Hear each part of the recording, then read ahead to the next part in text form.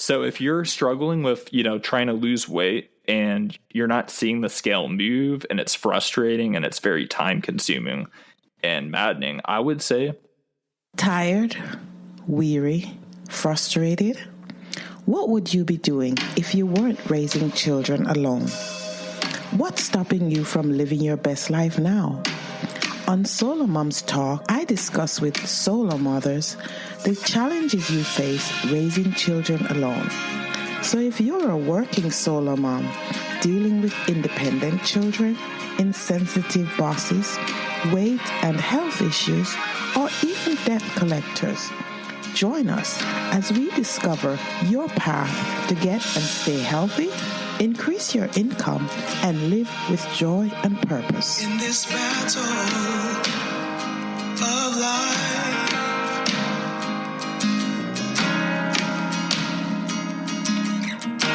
it's hard to keep your head above the water. So win this fight. My guest today is Elisabeth Griffioen.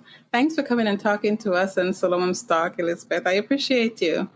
Well, thanks for having me as your guest. I'm yes, honored. for sure. It's my pleasure. All right. So before we talk about what you do, can you tell us who is Elisabeth Griffioen? Elisabeth Griffioen is a mother and an entrepreneur and someone who loves video and making videos. And I think someone who's succeeded in combining all that in a life. Yeah. Uh-huh. So are you a mother? Are you a solo mom? I'm a single mother by choice. So Okay. My child's father is a donor whom I have never met, and I've been 24/7 single mom for almost 13 years now. 13. Wow. Yes. Okay. So choice or not, you got to share. What are some of the biggest challenges of parenting solo?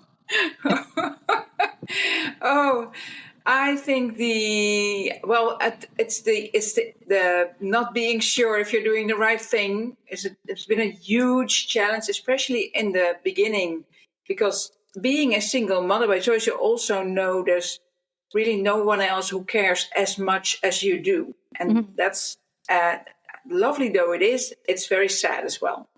So that has been hard. We had to take a break. So if you want to explain all the challenges or some of the more pronounced challenges you had raising your child alone, how old is your child now? My son is 13 years old now. Oh, okay. No, so he's 12. He'll be 13. Okay, so you're in still 4 raising. weeks. You're Yeah. still raising that young man. Yeah. Okay. All right. So what are some of the biggest challenges?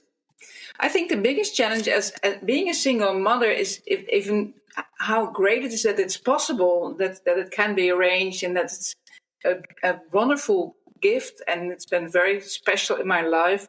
But it's also, if you're a single parent by choice, you know that you are the only one who cares as much, and there's really no one else to share that with, and that can be sad as well. I think so. That has, well, maybe a challenge, but that has been a bit difficult, I think. And furthermore, there's it's 24/7, so you can't ever walk out of the house and say, "I'm going for a walk" or anything. The responsibility is constant, and that can be tiring. And yeah. Yes. Yeah. Yeah, especially if you're used to being single, right? I became a mother rather late in life, so I was used to being completely the boss of my own life. So it has been a big challenge to adjust to not being the most important person in my life anymore. Right. Yes. Okay. Well, we're going to move on, but I have one last question. I've been a solo mom. I mean, I have 3 adult sons, and I have interviewed a lot of women who are divorced or widowed or just single. That's how it happened. And all the difficulties that we encounter, the challenges as solo moms, why would you choose it? Why would you choose that life? Well, you choose it because you don't know what's ahead of you, really, if you make that choice. You're not sure. So I didn't know anyone else who had done that. I didn't have any example. But well, to be honest, I thought I'm going to try this and we'll see what happens. And well, then it's sort of hard to, you don't easily stop. So that has been why I started it. Not exactly knowing what was ahead of me. Yeah. But also really happy that it worked. Yes. Okay. All right. Yeah. Thank you. I've always seen that single mom by choice, and I've never asked that question. So I wanted to hear what you had to say about that. All right. So so tell us what you do. Explain. You mentioned video, and I see on your profile that you're into video making, which can be a personal thing, but it also can be professional. So tell us about video making from a personal point of view and also from, a mompreneur point of view. I started making videos when I was a student. I studied history, and as a sort of a hobby, I started making videos, and I really, from the first second I had a camera in my hands, I was in love with it. I was making videos all day and night, and so it was really a big hobby for me. And then I was looking for a job, and someone said, well, why don't you work for TV? And I thought, well, is that for me? And I applied, and I started working for television as a video editor, and later on as a director and a producer. And that was my life, and it was very something different every day, some different place every day. I traveled half the world, and and you are disappearing. But maybe that's not the problem. Okay, sorry. I traveled the world with camera crews, and I have seen a lot of people, asked a lot of questions, and made a lot of television programs. And it was, in one way, very a free life, because it's different all the time, and you get to see behind the screens in many companies and with many people. And on the other hand, you're not the boss of your own life, because it's always dictated by the producers, by the companies, by the television broadcasters. And I was getting a bit fed up with that life. And I wanted to have this baby. So that all came together. And instead of choosing to be always working, always on the go, I wanted a different life. I wanted to stay at home. I wanted to have a family. And with that came that I couldn't really combine it so good with the work I was doing, because you can't drop everything and travel to Peru on a moment's notice if you have to pick up your kid from daycare at 6 o'clock. So that made it really difficult. So I found myself with the baby and having to look for a new way to earn the mortgage. So that was a bit. I knew it was coming, of course, but it was also very scary. And there was one thing I was good at, and that was making videos. So I did try to go into web designing at first. So I thought, it's a way I can work at home. And then I got very tired of the thought of having to learn a new trade all the way and have to make all the beginner's mistakes. And I thought, I'm going to do something with video. But I was very shy. I was at home a lot, and I didn't know a lot of people. I only knew television people. So I really didn't know how to build a company. And the thought of being very visible also scared me. And I was like, all my colleagues are going to see me. But then in the end, I did step from behind the camera to in front of the camera to do some video marketing. And I loved that. Apparently, I really liked that because I could step on my own podium and say my opinions and everything, and all the things I had kept in all the time when I was working for TV. So it felt like a kind of freedom to be visible and to be in front of a camera instead of behind it. And I did manage to build a business actually doing that. Mm-hmm. Yeah. Okay, so now you know what it's like to be in charge, and yes. And it was actually really the only way I could build it, because I could do it from home. Yes, Yeah, yes. I And could do that's it when one my thing son was asleep, and I was just here in this room. I took a painting of the wall, so I had like a white wall, and I had a very small video camera, a very old microphone, and one light, and I didn't breathe at all, I think, during all these recordings at first. Yeah. And I didn't blink or anything because I was really scared. But one video at a time, it got better, and I noticed that if you do it that way, you're in charge of the way people see you, Yes. and you get to be in charge of the work you do and the people you work with. And I thought that was, I think more single mothers should do that. Yes. Instead of hiding, step out into the world in a way that you can do from home. Yes. Yes, absolutely. And we seek that, but I think sometimes we are a little, like, you were at first, we're a little scared. Mm-hmm. And so, yeah, thank you. Thank you for sharing that. So how do you help others with your love for video making, and do it from the perspective of, like you just said, you think other solo moms just should seek out doing something like that, stepping in front of the camera. Yeah. Maybe not just making video, but maybe talking about who they are as a person, or sharing their expertise. Yes, sharing expertise is the way to make yourself known as the I'm looking for the word because I'm truly some words in English escape me. But if you're good at your job, it's also lovely to talk about it, and then you radiate your enthusiasm, and that's really the only thing you need. Yeah. Yeah. Okay. Yeah. Sure.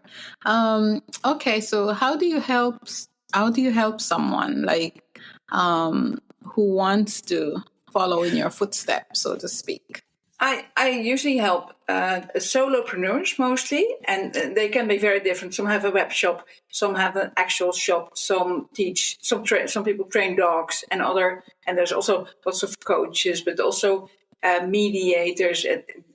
I think puppeteers, artists, lots of different solopreneurs work with me, and I teach them how to first think of what to say, and then what you need technically, and how do you film and edit videos and then post them. So it's all through the whole way through. And especially now I focus more on teaching people how to work with YouTube.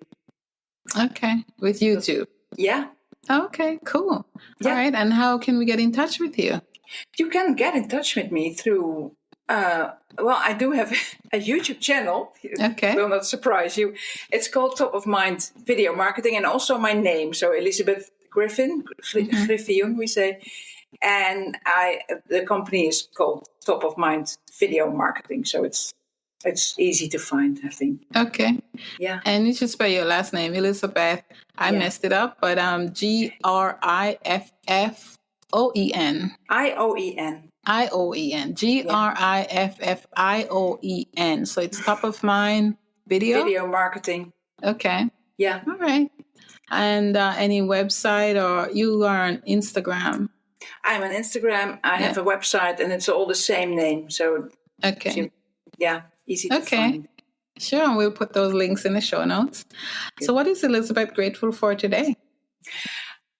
I'm great. It's summer now, and it's almost in 2 more weeks. Me and my son are going on a little vacation, and I'm really looking forward to that. And I'm very grateful that for my son, the summer holidays have started, because, we're at home together, and I do some work and he does some gaming, and then sometimes we have lunch together. So it's really nice to be at home now. It's no rush. Yeah. That's what I'm very grateful for now. Oh, pretty cool. Yeah. All right. And one piece of advice for a solo mom, anything. Piece of advice. Oh, I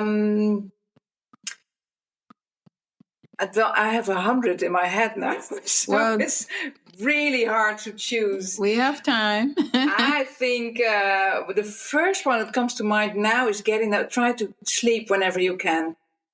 If the kid's small, And I noticed, because I found it hard to, because I couldn't do I wanted to work and do lots of stuff, but my kid didn't really, well, now he's fine with it, of course, because now he has an iPad and everything. So that's one piece of advice. It gets easier when they get bigger. Mm-hmm. That has, I think you can agree with me on that. Yes.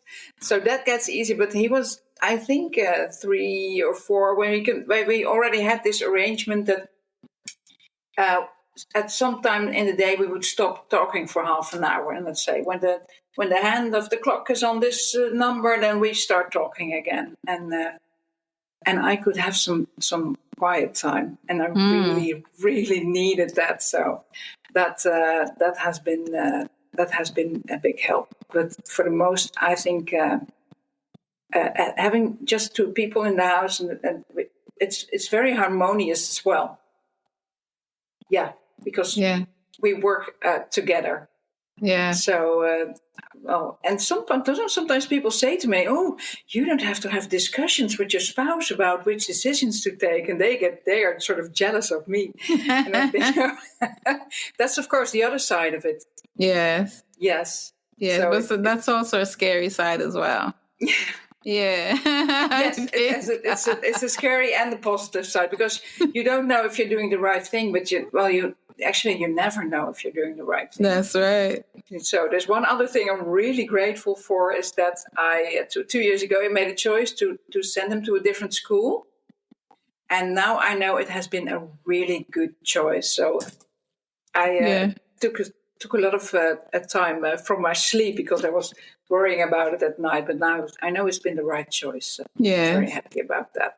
Yeah. So stick with your intuition would be another one. Yes. Yeah. Yeah. Thank you for sharing that, because we sometimes have difficulty with the decisions we make, because we're wondering if we made the right decision. We second guess everything, and it's just a messy loop. So thank you. And it's hard to ask advice from people. Yes. And in the end, I didn't take any advice I got. I used to ask advice, but then I did not do what people advised me, but it helped me to talk about it, I think. Yeah, because you get that intuition, as you say, and how to. So, the stuff you just know. Yes. That's usually right. Yes. Yeah, got it. Okay, thank you very, very much, Elisabeth Griffioen, for coming and speaking to us today. Anything else? Any parting shots? Parting shots. Yeah, I like to use that.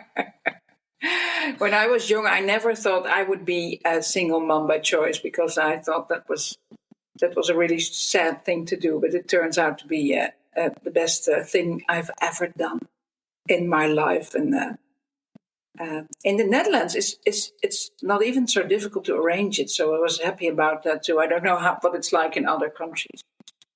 And I have never had bad reactions or negative reactions about it at all. So, and I know 50 years ago that this wasn't possible anywhere in the world. Right. Yeah. I guess it helps that society doesn't judge you just because you. Yeah. Okay. All right. Thank you. I appreciate you coming and talking to us, and I hope one day you'll come back, and when your son maybe in his 20s and you can go. That would be awesome. I need it. I love that. Yes. Yeah. All right. Okay. Yeah. Thank you. Well, thank you for having me as a guest. Sure. Need a way to jumpstart your podcast? Do you ever need some traction? Sometimes it's not easy starting your own business, and a podcast may be the first thing that appears in your mind when you want to really get your word out there on your business, on whatever idea you're trying to build on. But starting a podcast requires a lot of resources, time, and effort. Now, with the Podcubator Accelerator Pro, this could help you. Now, this is a mentoring program that helps new and aspiring podcasters launch and grow their podcast. So what are you waiting for? Because 90% of podcasters fail after 3 episodes. Do you know why? Because they don't have the guidance and support. So this is highly recommended that you try the Podcubator Accelerator Pro. because you get one-on-one mentoring with a professional podcaster. You get monthly coaching sessions, you get exclusive access to online courses and tutorials, and even a private community of podcasters for networking and support. So what are you waiting for? Because you need to start your podcasting journey today. Hi, this is Jen. I'm really excited about Podcubator Accelerator Pro. So if you're interested, click the link below and book a one-on-one call with me, or you can fill out the application form to see if you're a great fit. So don't pod fade. Get a mentor.